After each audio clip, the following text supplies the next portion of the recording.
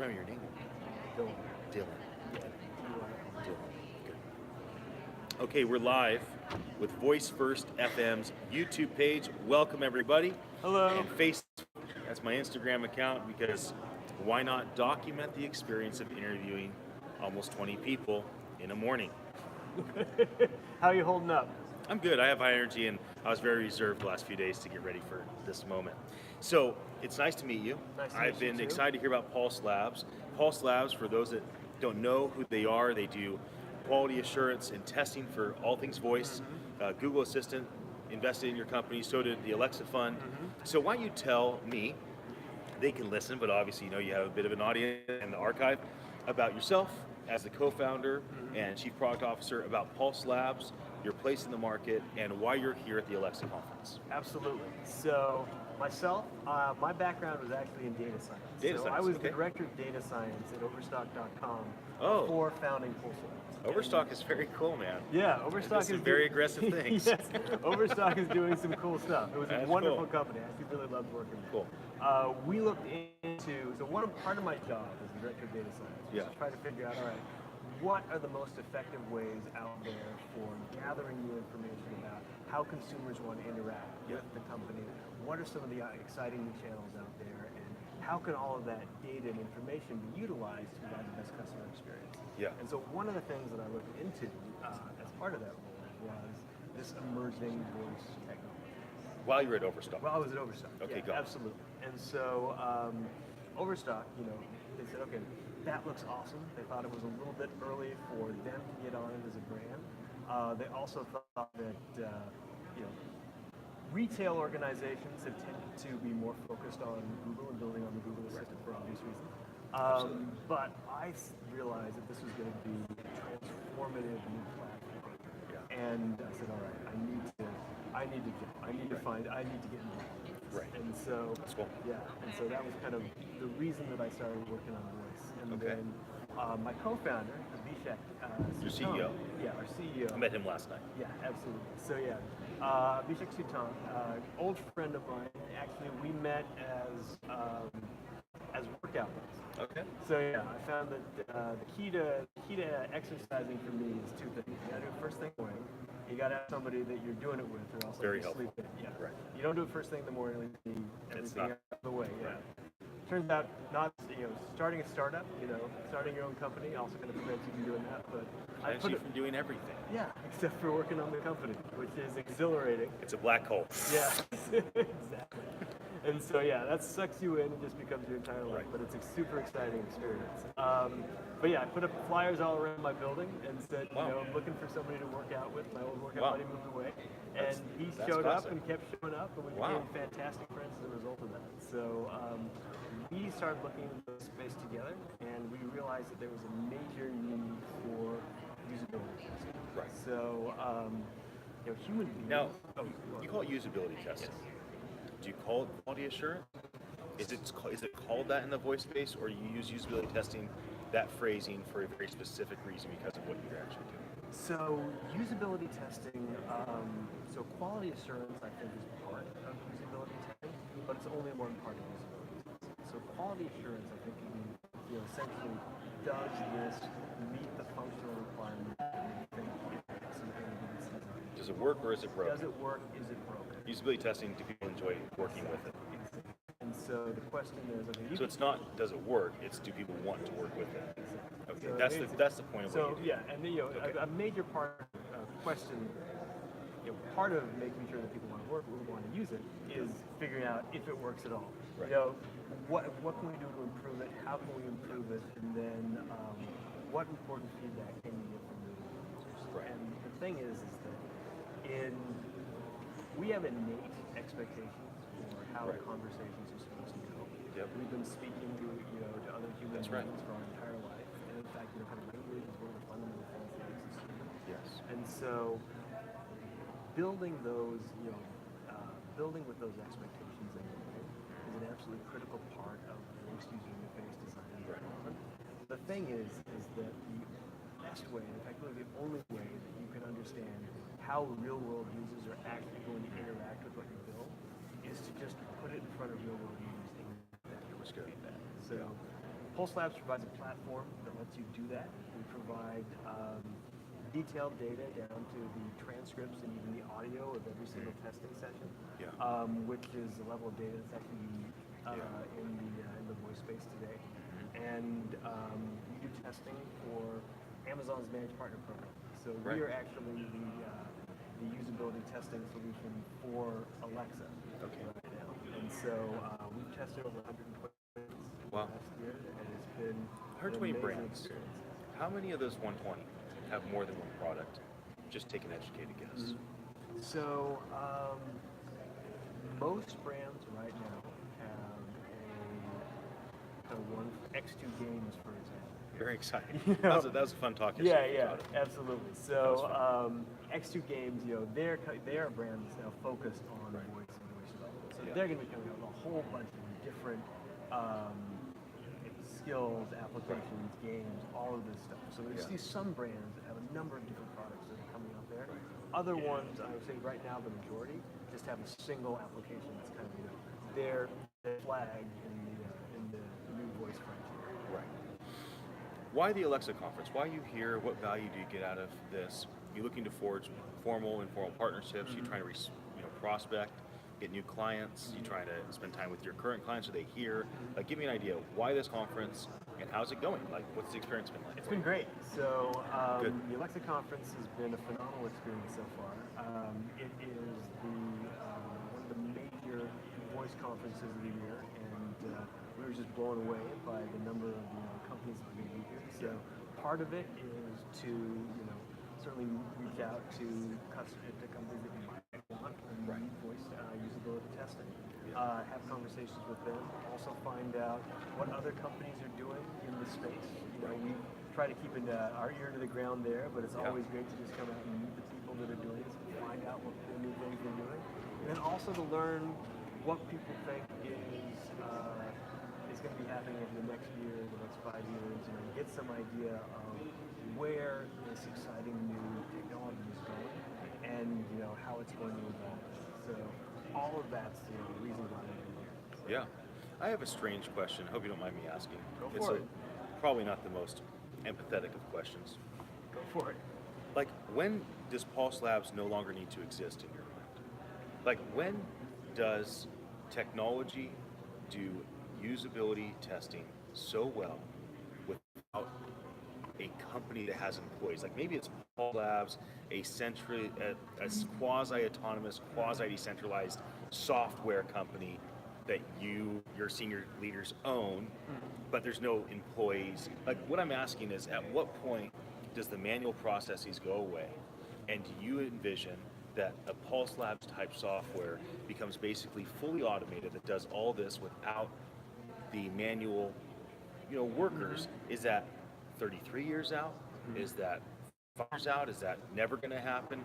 I know it's kind of a weird question because I'm basically asking, when does Pulse Labs not need to exist anymore? But I think it's a really valid question with the way that technology is developing and the efficiency that is increasing, and the fact that you're in an industry that is all voice based. And so I imagine that automation will happen continually over time. So you can answer that question however you want, but I have this personal intrigue. I want to know. I don't care if anybody else wants to know, but I want to know the answer to this question. Yeah, absolutely. So the dream of being able to say, okay, we want to make sure that this is going to work with real people. So we are going to try this. We're going to test it using essentially machine learning. That's a ways away. Right. So I think that it's going to. But when you say a ways, do you mean in a few years? Do you mean in a few generations? Because there's a huge difference between that's 2022 or that's 2100. You know what I mean? Yeah. So what I imagine it will look like is that even starting now, within a year or two, a lot of the information and feedback that you're going to get is going to be augmented by the machine learning and the data that we created, that we collected and accumulated based upon all the testing we've done so far. Okay. So there's going to be the ability to sort of augment what you're building and say automatically, all right, for this particular situation, you should add this. For this particular situation, you might want to do this. The ability to do a full test and provide, kind of the analysis and the feedback that we're that we're currently providing. I don't think it's generation, Okay. but Do you think it's wise that it ever becomes automated, or do you think that's a false strategic pursuit?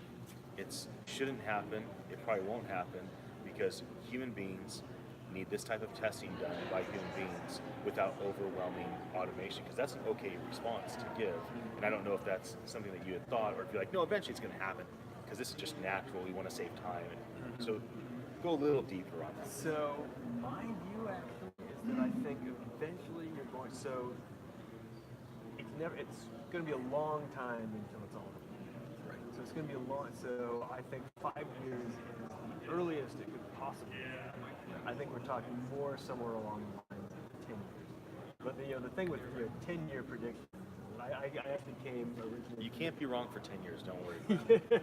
I came from the physics world. That's why I'm a futurist. Everyone always says, I'm a fake futurist because I can't be wrong. Yeah, exactly. Until later. Quantum computers They'll forget. in 10 years. Yeah, exactly. They'll 10 forget. years from now, the world. They'll forget what Ian thought was going to happen. But I do think that augmentation is going to be much, much sooner. Okay. And so the ability to say, okay, we're not going to be able to get 100% of the way, but we can get 50% of the way, or 60% of the way there with a click of the button. That's going to be something that's going to be available, I think, within a few years. And part of the dream is that Pulse Labs will be the company that's provided that. That's great. And so that's something. So that would be a feature in Pulse do voice only? So Pulse right now is focused exclusively on voice. So not mobile apps? Not mobile apps. Not PWAs, websites, okay. not any of that stuff. So it's Well, then I have a question about the future. So it's, you could say true or not true, most likely augmented reality is going to be the biggest partner for voice. Everybody would use voice if we had a Jarvis experience where we had cool glasses. We don't. And virtual reality may be a big part of it. Blockchain will probably be a big part of it, right? The smart contracts, distributed ledger, kind of decentralizing things, autonomizing things. So as the whole distributed ledger, as augmented reality come into play, how is Pulse Labs going to navigate that? You may not have an answer. You may not be wanting to go public, and that's cool to say no comment, but have you considered and thought through the major technologies that are going to come and be married to voice and how you're going to navigate that in the future? So I'm asking you really good questions. You are. This is good content. Congratulations, Pulse Lab, media people, marketing people. You're welcome. Go ahead. Thank you. Yes, this is great. This is fun. So I think that voice is going to be operating system. Right. So essentially, you're not going to be talking to your smart speaker or your smart speaker alone. You're going to be one of 100 devices. Yeah, exactly. They're all interconnected. Bingo. Bingo. Right. You're going to be talking to your television, your car, your refrigerator. Everything is going to have a voice component to it, and it's going to be one of, if not the primary means of communicating in this, kind of this new interconnected world. And right. so I think what's going to happen is that the distinction between web and mobile and voice is going to start to blur. So you're going to, of course, be speaking. You already are speaking on your phone, but the interaction of what's available on your phone, how you access it, is going to become much more like how you access things on a smart speaker or on a multimodal device. I think multimodal is going to be a huge deal, and that's going to further, is an Echo Show a voice experience? Yes. Is it a voice only experience? No. And that's going to be how things are going to transition. Right. So yeah, I think that the Jarvis experience, kind of general AI, that's one of those 10-year things. That's that's decades away. Something that's going to be that immersive and knowledgeable. Yeah. But that's not that's going to come at the end of this sort of cycle where we're going to just be talking more and more to these devices. It's going to be one of the most natural ways and easiest ways that we have of getting machines to do what we want them to do. Right. I remember 8 years ago, a friend of mine was telling me about his son who walked up to a screen of his on his computer and started just touching it, and it wasn't responding. Or how to about his when they touch. open a magazine and they try to swipe? Yeah, exactly, Right. exactly. And he Little- thought, little and he kids, was just like, "This is broken. Yeah. This is broken." You know, they just expect natively for any screen to respond to their touch. Well, voice devices are becoming the very first thing that people are interacting with technology. And so, Did you hear Brian yesterday? I did. It's That was powerful. yeah. I don't know if he said it yesterday because I've heard so much of his stuff that it kind of blends sometimes. But he talked. The first voice we'll ever hear is our mother in our womb. Second voice we'll ever hear is our thoughts. Like it is the core foundation of a human experience. Is the process of understanding what we call language, processing that, and communicating back and forth. As I have two little boys, 6 children or niece, nephew, anything Not like yet. that? Okay. I have So- nieces and nephews. So. Okay, so nieces and nephews will likely have kids, and eventually you'll be, an elder, and you'll see all these, new generations emerging. Final thought is, what kind of world are you helping create at Pulse Labs that allows these next generations to benefit from what you're doing on a small micro scale, but every little piece of testing that makes things better, makes the whole environment better. What kind of world do you think these folks will be living in, a generation or two from now, 10, 40 years from Yeah, now? absolutely. And of course you want to be a part of that. So I ask because maybe it's a motivating, driving factor. Like, yeah, we push because we want to create this more, amazing experience for the folks that we love. I think the exciting things about the future are that we are going to get closer and closer to a world in which the things that are kind of a drug, the things that are necessary for survival, but are not really part of what makes life worth living and part of what makes us human, are more and more automated and more taken away from our daily experience. So I think that's extremely exciting because that opens up a huge range of possibilities for what we can then do with our time and with our abilities. I think there's, of course, the flip side to that, and that I think that there's this huge focus on providing people exactly what they want. And as Zwick said, it's get what you want, but you get what you need. It. Yeah, I think if you are always able to get what you want, you might not be getting what you need. That's and true. I think that there's good. if there's a need to sort of balance that and say, okay, there's a lot of possibility, there's a lot of potential, but we need to make sure that we're actually realizing the potential of what we can do. We're going to just wasting time. That's right. Yeah. It was good to hear from you. Yeah, absolutely. And Thank I you so appreciate much. what you and your team at Pulse Labs are doing to make the voice industry better.